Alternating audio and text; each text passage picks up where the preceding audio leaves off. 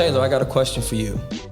What was your main inspiration, or where did the thought process come from for you to blend menswear and mental illness? Because that's something I've never seen. I've never seen that in my life. Yeah, that's a great question, man. So to kind of give you context, I got to give you a little bit of my background. Sure, please. A couple of years ago, I was going through like the hardest, darkest time of my life, and like between me and my wife, like she confessed to doing some stuff, and I basically was at a crossroads of like, do I stay or do I go? Sure. So we decided to stay and like give it a try and get into like intensive therapy and things like that. Sure. So like during this whole time, I was trying to run 2 businesses, actually 3. Run 3 businesses, and like I was just mentally checked out every day. Yeah. And the only thing that was just like the only thing that I had anymore in my life, my home life was gone. My businesses, like I didn't give a shit about anymore at that point. Like the only thing that I had was being able to put my suit on in the morning, or being able to dress well. Oh, wow. And so that was the only thing that I had. I was like, okay, at least I know that I look my best. Now time to go do the day. Oh, wow. You know? So fast forward a little bit, I like got myself healthy. I had lost about 65 pounds from then, because I have a history of like going up and down in weight a lot. Okay. At one point I weighed like 310 pounds and then like went down to 180. That's a huge dip. Yeah. But so I've like struggled with depression and everything my whole life. But when I kind of got healthier and we were going through counseling and therapy and like intensive stuff, just because of how like I think with like a business and strategic kind of mindset, everything that I was learning in counseling, I was like, how can I take this and then stamp it everywhere? How can I scale it? And how can I like do this all of the time? And how can I change my core to adapt to these learnings? You know what I mean? Sure. So I was doing that for 2 years, just 2 straight years, twice a week, therapy. And I would always just write stuff down, and I always be like, okay, this really shifted my perspective with this exact verbiage, and like this, you know, this talk is like what made me shift this mindset. So I can like, you know, zoom in onto any point that I changed my mind about something. And so when I had that, I was like, okay, now it's time. And just like we were talking about a little bit earlier, I wasn't doing great. I was doing like jeans and a blazer and like a polo or something. Sure. And so now when I got healthier and everything, I was like, okay, what's next? A custom suit is next. You know? Right. And I just happened to meet Dace. Okay. It's all starting to make sense now. At a networking event, I just happened to meet Dace. And at that time, Ian and I were really good friends too, and hanging out like a couple times a week. Ian's awesome. Yeah, he's great. Shout out Ian. And you definitely gotta give Ian a shout out. You gotta shout out to Ian. Yeah, dude, he's the best. So we were also trying to start a business at that time. Ian and I, like totally separate concept and things. So I met with Dace, and like he was representing a dude in town doing custom suits. And I like met with him at Ian's bar, and he like brought out the fabrics and everything. He's like, yeah, this is how it is. And I was like, cool. Like, I need you to tell me like why fabrics work in different climates. Cause like I knew that it was time for me to grow. So sure, you want the information. Yeah, I was like, I don't know anything about fabrics. Tell me why like this is tell me why this is a fall fabric and this is a summer fabric. Absolutely. I have no idea. Yeah. And so we just had a 2-hour conversation. By the end of it, I was like, dude, why are you working for somebody else? You know, and me just being like really far in the entrepreneur of course. world. I was like, why would you just do this for somebody else? Like, you clearly know what you're doing. Yeah. You clearly have the knowledge. Like, why don't you just do that yourself? And then I didn't know this, but that wrecked him.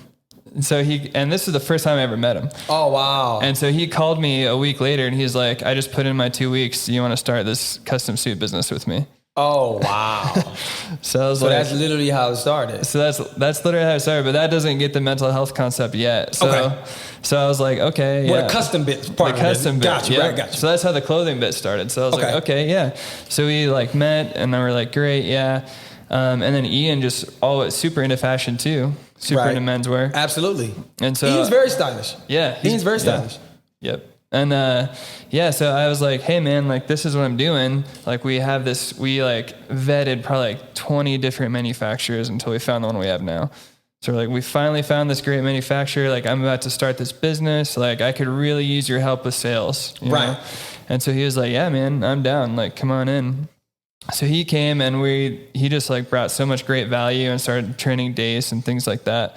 So Dace kind of started as like the like technical style and you know, he was like the style guy to club, right? Yep. And then I was kind of the marketing and like digital person, and then he was the sales guy. And so like Ian came, and then we had multiple meetings and everything, and Ian was just like, you know what, like I'm finding out is that both of us dress to like feel good about ourselves.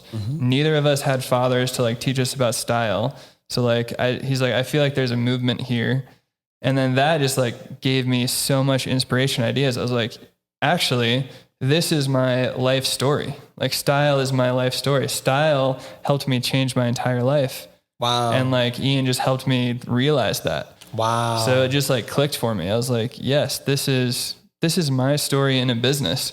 Like I've always loved menswear. Right. And and this like therapy and everything has like helped me like get my mental health. Right. You know, that's like, amazing though, man. I love that, because I love the piece about how you were going through, you know, some different things at home, but at the end of the day, all you had, you know, was the suit. It was just your suit there. So, I mean, that alone gives you an intimate connection with your clothing already. Like, I mean, that's an extremely intimate connection with your clothing. And I get it, because I'm very serious about, you know, some of my clothing. So I totally get it. But also just the mental illness piece.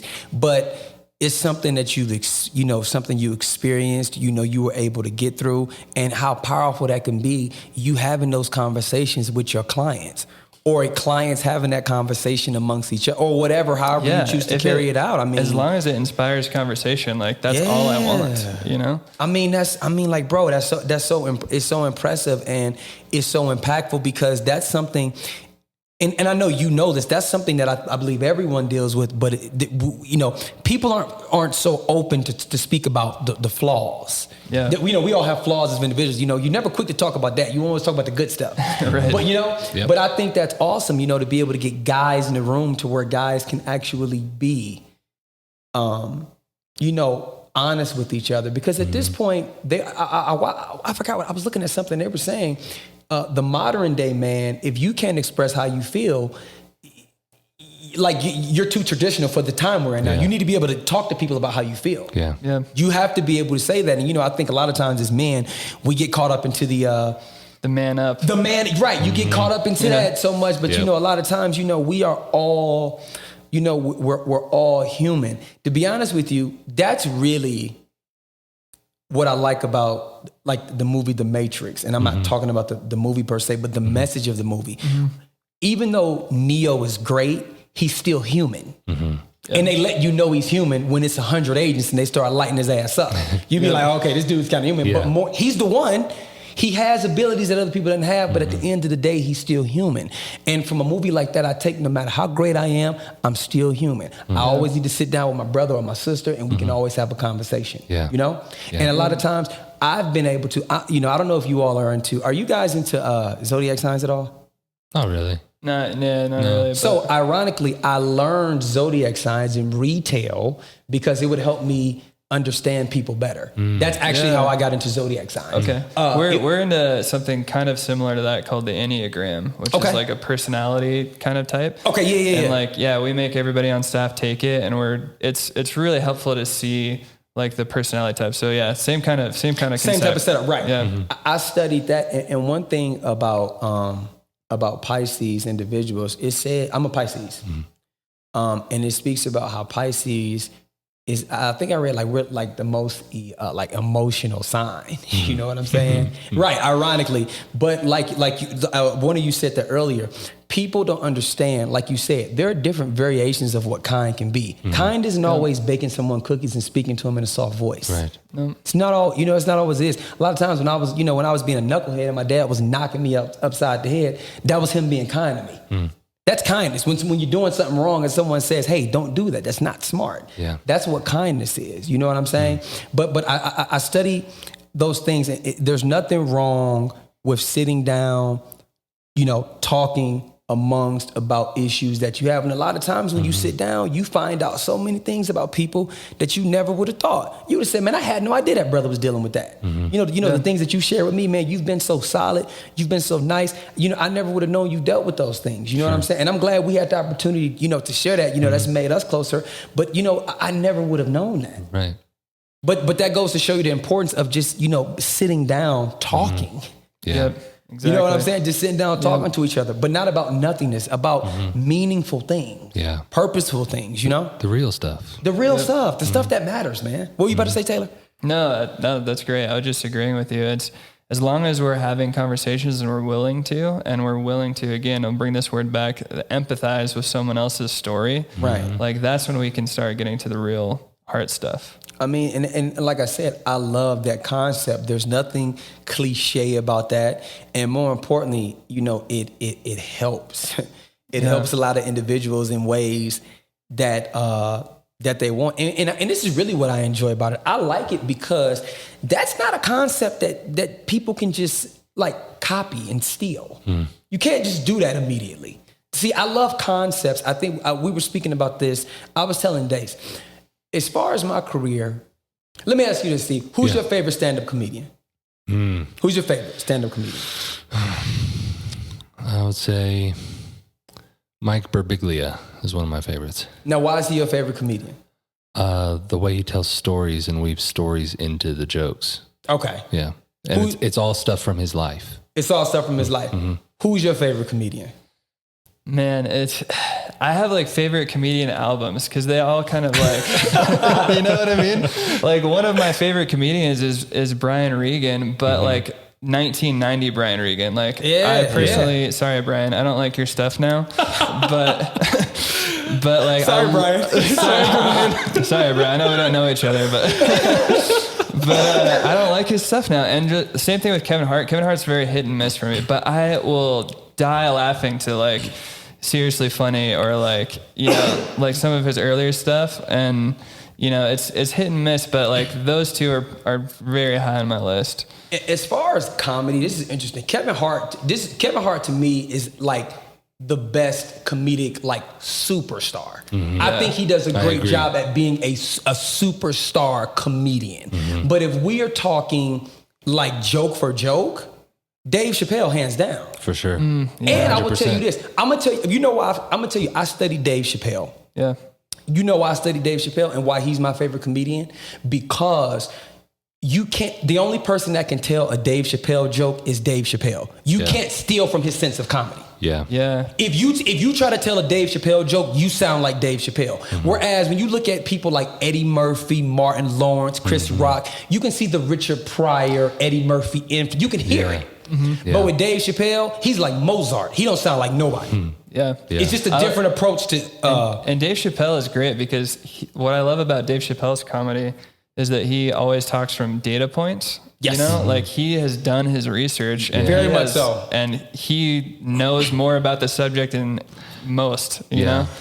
But what I really appreciate about Dave Chappelle, the fact that he's really the funniest guy, everyone knows it, everyone admits to it. But what I admire about him the most, he's really not with the Hollywood shit. Yeah. He's like, I'm not with that. You know where he lives? He lives in Ohio, maybe about an hour and a half from where I'm from. Yeah, he lives on a farm. A huge farm in Central Ohio, man. Yeah. So he's just not with the Hollywood piece. But if you're just talking like joke for joke, I mean, who's really funny? Because like you said, Kevin Hart for me is hit or miss. I personally prefer him in his stand-up's okay. I more so prefer him just kind of like, I've laughed the most at him in like interviewing situations. Like when he goes on First Take with Stephen A. Smith, Skip Bayless. He's hilarious in those situations.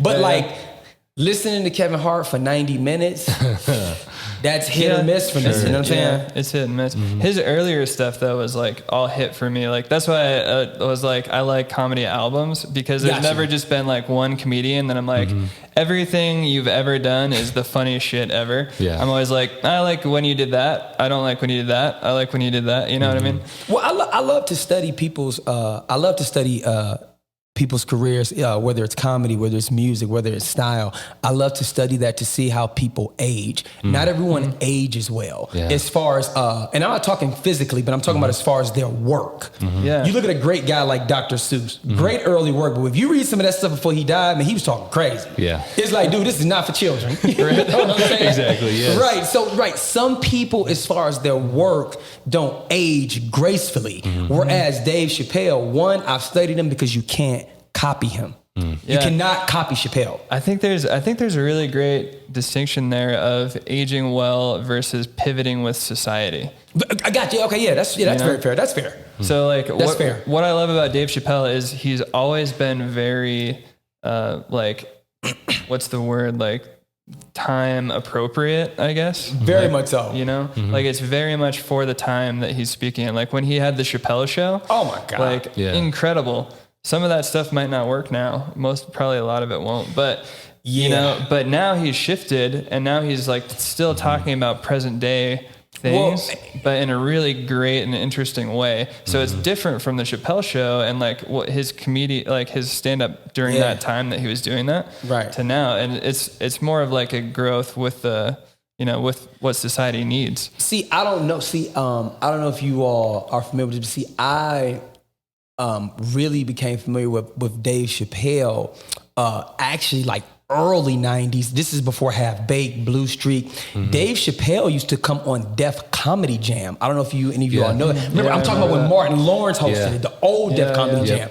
Yeah, Dave Chappelle's been on for a long time. The first movie I ever saw him in was Robin Hood Men of Tights. I don't know if you all seen that. I think he was in that, yeah. That's the first movie I saw him in. But to see him, and it was interesting because it was kind of like Dave Chappelle just got popular out of nowhere. It was like he did like 2 movies, 1 season of the Chappelle show, and he was just like everywhere. You know? But like he's always one of my favorite comedians, and I've always prided myself on his approach to comedy because he's built a circle for himself that no one really can step into. If you try to step in that circle, he'll eat your ass alive, and everyone knows it. So, and I encourage people to study people like that. Study people because, like, prime example, from the way I've built my career, I've built it in a sense where it's very hard to copy me. At this point, it's very hard to copy me.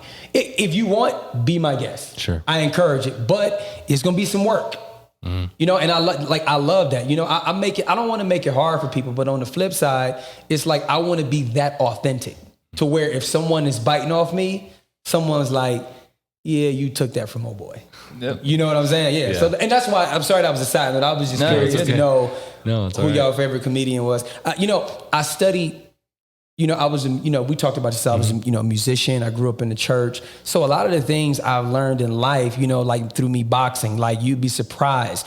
My mentor, Mr. A, he boxes, but has an extensive knowledge on boxing. So there have been times he and I he'll call me, we'll talk for 5 minutes about something, and we'll mess around and have like a 2.5 hour discussion on like Muhammad Ali or Sugar Ray Robinson or, Sugar Ray Leonard or Robert Duran or whoever the case may be. So that's the beautiful thing about it. I've studied so many things.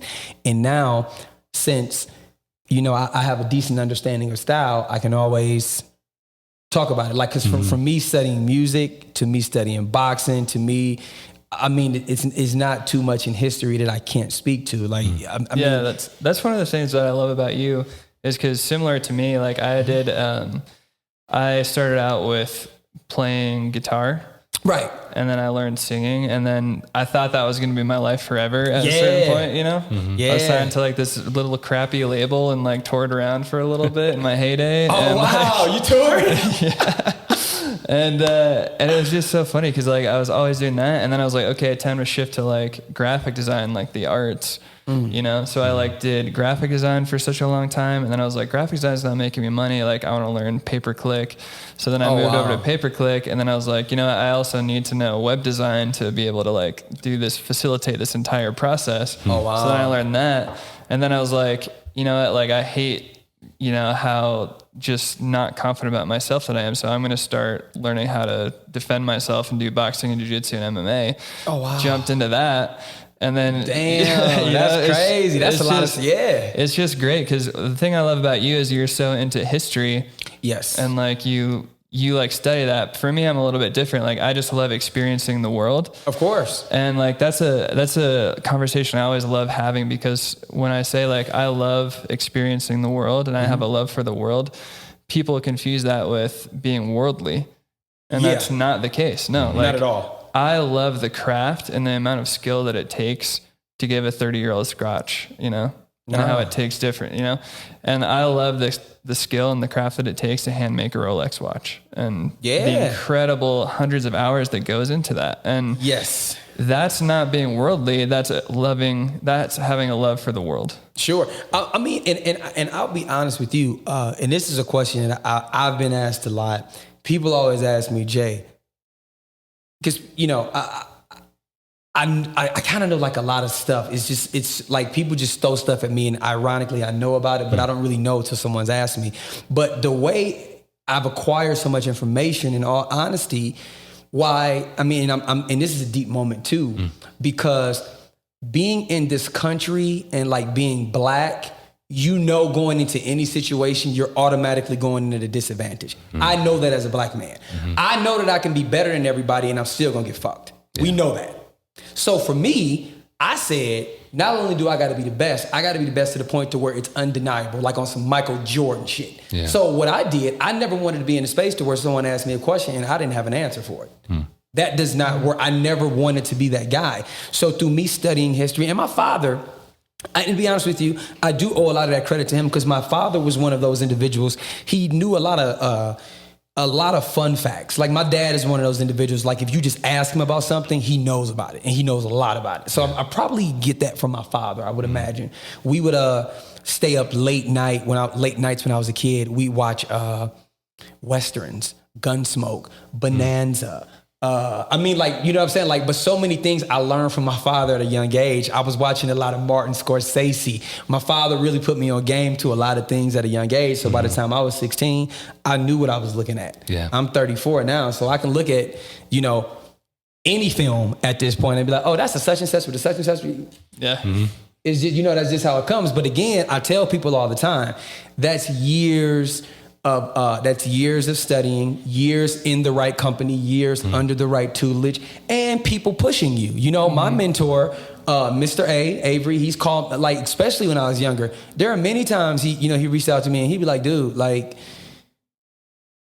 a solid shirt? Like, come on, Jay, you're better than that. Like, you know what I'm saying? Like, and I'm giving you an edited version of that conversation. Sure. You know what I'm saying? Sure. So you need people to push you, you know? Because I'll be honest with you, until I met my mentor, Avery, and keep in mind, so Steve, just, you know, my mentor, Avery Lucas, he did, he's a bespoke tailor, the first black man, one of the first black men in Esquire magazine. Okay. He's been in GQ. He's done most of he did a lot of the clothes in Spike Lee's Jungle Fever, Malcolm X, Mo' Bit of Blues. Yeah. His wife did some shirts in Casino. He was married to a tailor, so they've done some good stuff. Yeah. And he knows about, the guy's absolutely incredible.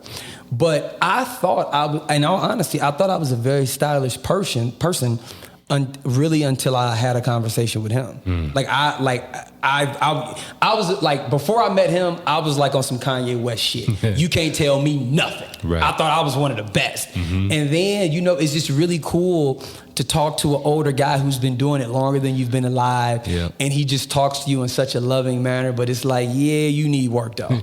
Yeah, totally. Well, so what do you not like about this look? Well, I like the shoe. I like the trouser, but actually that's a sports sock you're wearing. The sock isn't, it's not formal enough. That's the detail that my mentor has, and he taught me to view things. Great suit, love the tie, hate the fucking socks. Get rid of them. Yeah. You know? I need you to do that for me. No. No, this is the thing. In situations where I'm speaking to people about their personal sense of style and how they approach things, in those situations, I'm a lot softer. Sure. Because at that point, you can be dealing with a person's self-esteem. Yeah. So you want to be very careful in situations like that. I'm never that aggressive. I would never say to someone that made something and they asked me their opinion, be like, that was a shitty idea. I wouldn't talk to someone like that. Sure. I would just say, you know what? We should try a different few options. in this regard, et cetera, et cetera, et cetera. You know, I only really do that when I'm training. That's when when I'm a little more brutally honest. But like in just dealing with people, I'm much softer because you don't want to hurt anybody's feeling. You know, I don't want to intentionally do it. Yeah, you know what I'm saying. That's just not my vibe. If you're putting yourself into a I don't know, a mentor, getting mentored by somebody, bringing someone in, asking their opinion. Sure. If that's why you're doing it, like. That's kind of what you're in for. Yeah, no doubt. And like, because I remember I was on tour with a band, and it was my first tour. I was 18, and I was so nervous. We all have a lot in common. This is crazy, man. We're all musicians. It's nuts, man. We all done a lot of stuff. That's crazy. Exactly. I'm sorry, bro. Keep going. No, it's all right. And I was just so nervous, and I was fucking up. I was just like, I was not doing well. I knew the songs front to back, but man, I just like doing the performance piece. Doing the performance piece, and I was choking. I was choking hard. And my buddy David came up to me, and I've had a couple of instances where teachers or people older than me, more experienced, have done this, and I'm so thankful. But this is one of them. David comes up to me, and he's like, "What the fuck are you doing?" And I was like, man, I'm so nervous. He's like, you know how to do this. Yeah. We've done this together before. Get out of your head. Do the fucking business. 5 minutes before we go on, we had this conversation. And he's like, no one wanted me to talk to you because they were like, man, like he's having a hard time, leave him alone. I was like, no, I know he can do it. And he vouched for me. And he was like, I'm going to talk to him. And he was like, he'll nail it. I was like, you will nail it tonight and every other stop we have. I was like, okay. Right. And I was like, okay. And that puts it on you. Like, what are you going to do? You going to make it happen or you're not? I think clothes are very, very similar. Yes. Just like, I can be butthurt. I can go inside and be in my feelings in a bad way. Or I can be like, oh, this is a chance. Yeah. And the tour had 2 weeks left. Nailed it every night. See what I'm saying? Yeah. And it's just like, those are the moments, like, there's nothing wrong with being confident, thinking you're the shit, but also be humble, be willing to like do it. Because if you're fucking up, like if somebody's looking out for you, like listen, it's so important.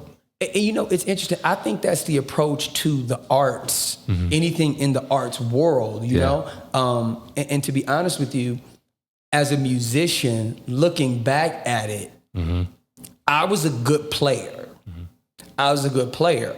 But just looking back at it with my eyes now, I did not have the confidence. The confidence I have now, if I would have had the same confidence the confidence I have now, if I would have been playing bass like as this guy, I probably wouldn't be here. Right. I probably would be on the road right now. Sure. Literally. Yeah. You know what I'm saying? But I lacked the confidence, and that's what my teacher would tell me.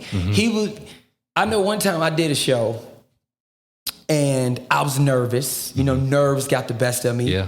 And the guy that taught me how to play, he pulled me to the side. He was like, fuck are you doing, man? Yeah. Like, it was just literally, what the fuck are you doing, bro? Yeah. Because that's how they do it. He's like, bro, like, what the fuck are you doing, man? Like, bro, listen. You know the song. Yeah. And he told me, he was like, you're acting like your bass is made of dynamite. He was like, play the fucking bass. Right. Play the guitar, bro. He's like, you're acting like there's anthrax on the neck of your guitar. Exactly. He was like, play the bass. See, I grew up, my father was a pastor. I grew up in a call and response type church. Yep. So growing up in situations like that, you deal with nerves. I dealt with nerves different because this is how it worked for me. I played in church for most of my life. Yep. But then as I got older, I started exploring other styles of music. Yeah. So when I started doing, I was doing church. I had that down pat, but then I had gotten some invitations to start doing like club gigs or like to play in a restaurant. You know, like soul gigs. You know, Shaka Khan, Teddy P. You know, 70s soul music, and that was a rough transition for me because at that time I didn't understand, and you know this as a musician, and it's the same thing with the dressing. you can't approach everything the same way. Yeah, no the way way. you approach playing gospel, you can't approach playing R&B like that. You can't approach playing rock like that. The approach to it is different. Yeah, everything has its own place. That's really what a lot of times with style, that's what will separate a British gentleman from an Italian gentleman. Like it's the approach to how they do it. Yeah. You can look at an Italian guy and a British guy wear the same suit and it's going to look completely different. Yeah. Because their approach to how they're doing it is different. Yeah. But working in the arts, I think any gentleman that works in clothing, if you have any experience in the arts, I think you come in ahead of the game. You come in just doing so many things artistically. Like me being a musician, I understand transition. Yeah. So it's nothing for me to incorporate that in the way I dress because I understand how to transition from, you understand what I'm saying? It's somewhat all the same stuff. Like the way I approach dressing now, in all honesty, is pretty much the same way I approached being a musician back in the day, being commercially aggressive, looking good, but being commercial at the same time, but not doing too much. Because you notice, when you start touring with people, if you're overplaying, they'll send your ass home. Oh yeah. Yep. You got to know how to play the song and that's it. You're not there. Like the artist is the star, not you. Yep. If you don't play the song, or if you're overplaying or whatever, they'll send you home. Yep. So I had to learn about those things, but all those experiences really made me who I am, and it's given me the opportunity to share these things. But that's crazy. I knew you were a musician. I didn't know you was touring though. You was on a label. That's crazy. What kind of music was you doing? Really emo acoustic stuff. So I would like singer-songwriter Oh, stuff. so it was like an acoustic set. Yep. Okay, I got you. Yep. Man, I want to see. Well, if you want a label, so it's recorded somewhere. Yep. No, it's recorded. Spotify. Give me the information because I just want to hear it. No, I didn't know you sung. I'll send it to you. Yeah, it's probably not as big as in your head. It never was like a huge like national tour. I did like a lot of Colorado cities and then like 2 surrounding states. But yeah. Well, no, I want to see it because to be honest with you, that's just a side of you that I don't know that side of you. You know what I'm saying? Like literally until that comment, I had no idea you were a musician. I didn't even know you sung. Yeah, I didn't know that. Singing. So yeah, I'm just interested to see that side. I'm not trying to be funny, but it's hard for me to picture you with a guitar singing. Like I just so I know you, so I want to see it. Once you see how I used to wear my hair, it's like, oh man, legendary. So, I'll wait. Yeah. I want to see the photographs. I mean, yeah. That's great, awesome, man. It's great. But you know what would be good though? I think something that you all should eventually look into in time. Y'all should look into doing like some type of like musical piece. Now, how do you mean? Like a musical piece. He plays guitar, you play bass. I mean, seriously, y'all should it doesn't have to be anything, but I think that's something that's a skill set that both of you are. I mean, shit, you were signed. It may not have been the biggest thing in the world, as you said, but at the same time, I mean, shit, you talented. Somebody signed you. You was touring. Somebody was putting money behind you. So there's a level of talent there. You know what I'm saying? You were on tour. You know what I'm saying? It's a level there. Musically, I think in time, we talk about it, but I think I would like to see a music piece from y'all. Like, in all honesty, I think that would be pretty fucking dope. A music piece. Like, does Dace play anything? I don't think so. Okay, I know his father's a pastor. I figured I was like, he might, you know what I mean? You never know. Right. Yeah, like, I feel like know. Dace plays drums or something. Give him a cajon. No, I'm serious, man. Y'all should really revisit that. Y'all could be the Inherent Trio. Yeah. Guitar. It could be cool. Bass. I don't know if we're good enough for that. I'll just be honest. I don't know. I'm not. We can just let's try. Let's just for the time being, we can discuss this at a later date. But let's put Dace on percussion. He can do bongos. Perfect. Yeah. Bongos. You know what I'm saying? Like get Dace in there. Chappelle. Right. You know what I'm saying? But no, I think that would be cool, man, to do like a music piece at some point. But we can revisit that later. I just didn't know you. That's interesting. I didn't know you had an album. Yeah, we'll do it. But yeah, that's crazy, man. But man, like I said, bro. I love what's going. Like I said, again, I can't express this enough, man. I love what's going on here, and I love the concept of what's happening. And I know you all genuinely want to help people. You just shared the story with how you came up with the brand, and I mean, and that's an extremely authentic approach to this. And I like it because he has such an intimate connection with his clothing, because at one point when you were going through what you were going through, that was all you had. That's what was there for you. You know what I'm saying? Like, that's an amazing story piece. And that makes you so much more authentic. He didn't just say, I'm about to start selling suits. It's a story piece to it. You know what I'm saying? And that rings, man. That's incredible. I didn't know the story in like depth like that. Like, that's an incredible story. Even your story, man, with some of the things you've dealt with, and just some of as far as being kind to people and some of the things you say. That's very inspirational stuff. And I love having conversations with like-minded people like you all, because through talking to gentlemen like you, you know, sometimes I say to myself, maybe I do need to soften my approach up a little bit. Maybe I don't need to be as hard, as I am. Sure. And that's something that I do think about now. You know, maybe I should, because again, you're a musician, you've been a musician. Like, a lot of times artistic people are very straight to the point. It's not really about, you know what I'm saying? Yeah. Right. It's just being straight to the point. And and for me, I try to do to people how I would want to be treated. If something's bad, that Taylor, I would rather you just be like, Jay, that's not good. Just tell me that. It takes 2 seconds. I don't need 5 minutes for you to tell me why it's bad, and we're not going to use it. Let's take 10 seconds to tell me it's fucking bad, and let's use the other 4 minutes to talk about how we're going to make it better. You know what I'm saying? Yeah. With me, it's not necessarily a thing of me liking to do things quick. I just like to utilize my time properly. You know what I'm saying? Yeah, like, that's just how I am. Cool. We know it's not working. There's no need to talk about spoiled milk. Let's spend the rest of the 5 minutes talking about how we can make it better. You know what I'm saying? Yeah. But yeah, bro, I mean, again, I love it. This is next level. And I'm really like petitioning to get the music piece now. Like, I really am. I really want to see a music piece from here, man. Like, I know I know that might be a little far-fetched, but I'm really looking forward to seeing a music piece. Because, I mean, the fact that Taylor sings and plays guitar is bananas to me. I did not know that. I'm gonna go home and look him up on YouTube, even if he don't send it to me. I'm gonna find it. I want to see it. I'll send it to you. I'm gonna go home. I'm gonna be like, Sandy, did you know that Taylor got an album?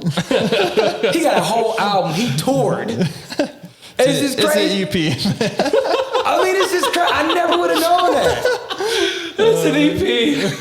That's great. Man, bro, Jay, thank you so much for coming out. Man, bro, helping us out. So great. Thank you so much for doing this podcast. I appreciate you guys for having me, man. Anytime you guys need me to, I would be more than happy to be a guest on here, man. I'm really happy to be here, and thank you for having me. Yeah. 100%. Let's take over the world. Yes, sir.